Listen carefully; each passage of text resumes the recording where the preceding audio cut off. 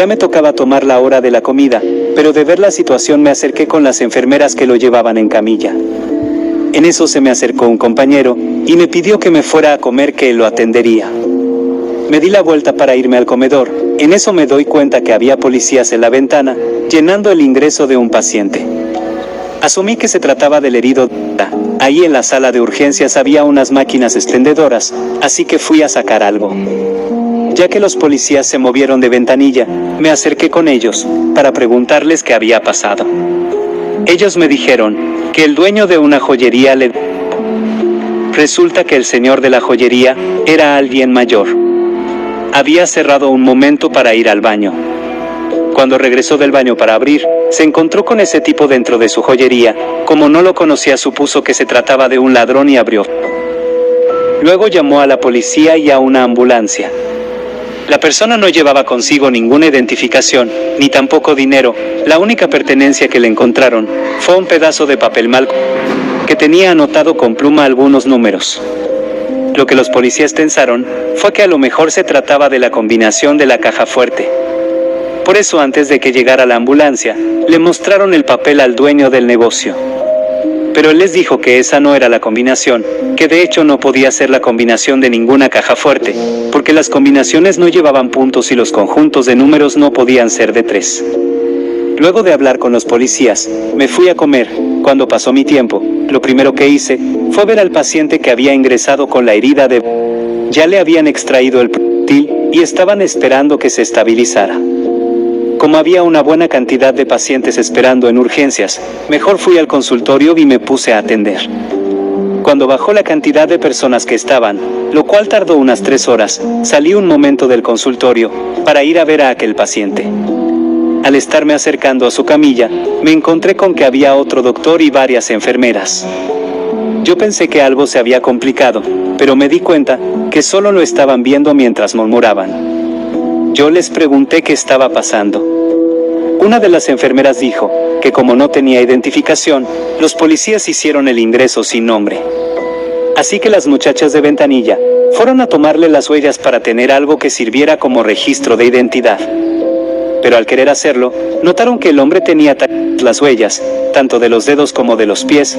No tenía legible ninguna de las 20 huellas, era algo demasiado inusual.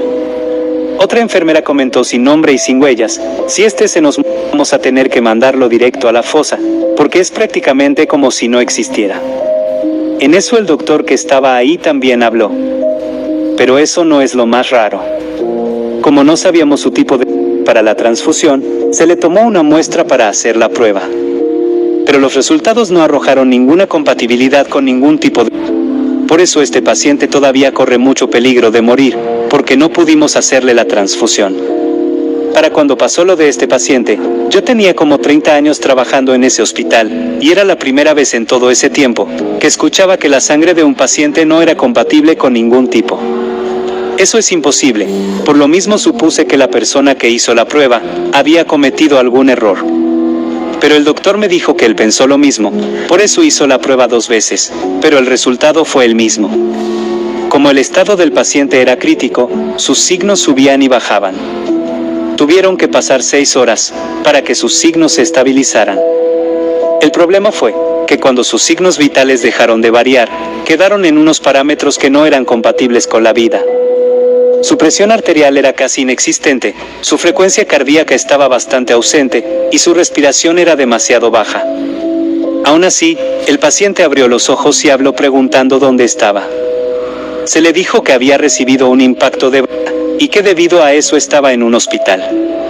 El paciente estaba demasiado calmado, no parecía sentirse mal, simplemente parecía como con sueño, lo que no tenía sentido. Se le había hecho una cirugía para extraerle una bala. Debería quejarse aunque fuera un poco, pero el paciente dijo que se sentía bien y pidió que lo dejáramos irse. Se le explicó que no podíamos hacer eso, para empezar por lo de la cirugía, y en segunda porque debía rendir cuentas a la policía, debido a sus acciones. Cuando le dijimos eso, pidió un poco de agua, y luego se quedó en silencio viendo el techo, con una mirada pensativa. No lo notamos preocupado. Al cumplirse las 12 horas de su ingreso, los policías entraron para hablar con él, pero el paciente se mostró renuente. No respondió ni una sola de las preguntas que le hicieron, ni siquiera las cosas más elementales, como su nombre o su edad. Los policías le advirtieron que si cuando lo diéramos de alta aún no decía nada, iría directo a prisión sin derecho a nada, por negarse a cooperar. El paciente tampoco reaccionó a eso. Antes de irse, los policías se acercaron con una enfermera y le encargaron que intentara hablar con el paciente. Querían saber por lo menos su nombre para avisar a sus familiares. Todos los que sabíamos del estado del paciente estábamos muy intrigados, porque pasadas esas 12 horas sus signos seguían siendo los mismos. Ese paciente debería haber estado inconsciente, pero no, estaba despierto y cada ciertos minutos hablaba para pedir agua.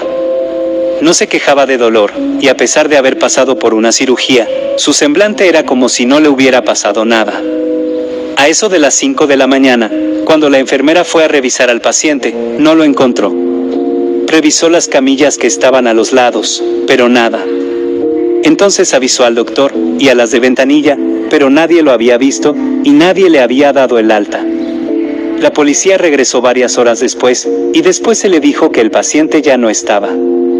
Ellos lo buscaron, pero nunca apareció. En la época cuando todo sucedió, quedó simplemente como algo curioso.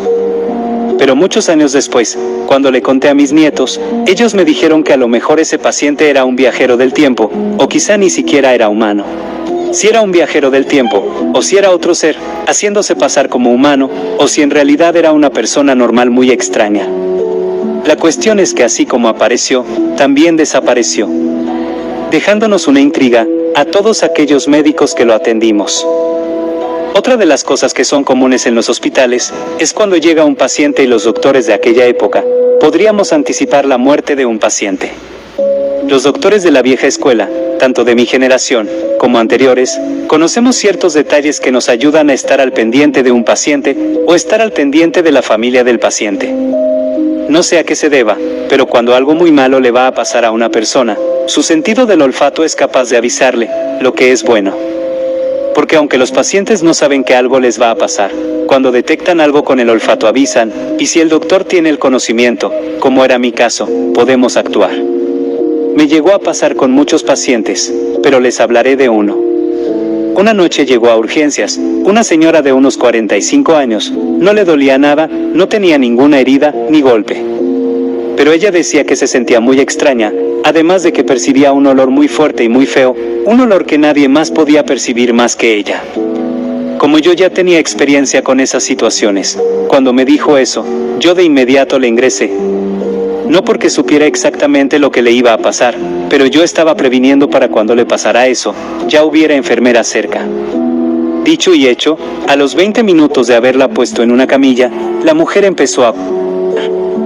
Se necesitó de un doctor y de 2 enfermeras, para poder controlarla con... A los 8 días de estar internada y en un estado delicado. Cuando le estoy revisando la intravenosa, la paciente me dice que ella se siente mejor, que hasta podía percibir un olor a flores. La mujer iba a morir ese día. Cuando un paciente que está grave, y repentinamente dice que le llegó un olor como a flores, significa que morirá. Nunca falla. Lo que hice fue pedirle a los familiares de la mujer que estuvieran con ella. Claro que a la familia no les dije lo que iba a pasar, para no ponerlos nerviosos, ni tampoco a la paciente. Antes del anochecer, la mujer falleció de un infarto. Cuando yo terminé mis días como personal médico, nunca se encontró una explicación de por qué pasaba eso con los pacientes en etapas terminales. Pero lo que yo pienso, y que es producto de tantos años de experiencia, y de ver que eso le pasaba a muchos pacientes, es que esto ocurre cuando el alma se da cuenta que la muerte está por llegar e intenta reanimar el cuerpo, para que la persona pueda pasar unos últimos momentos agradables con su familia.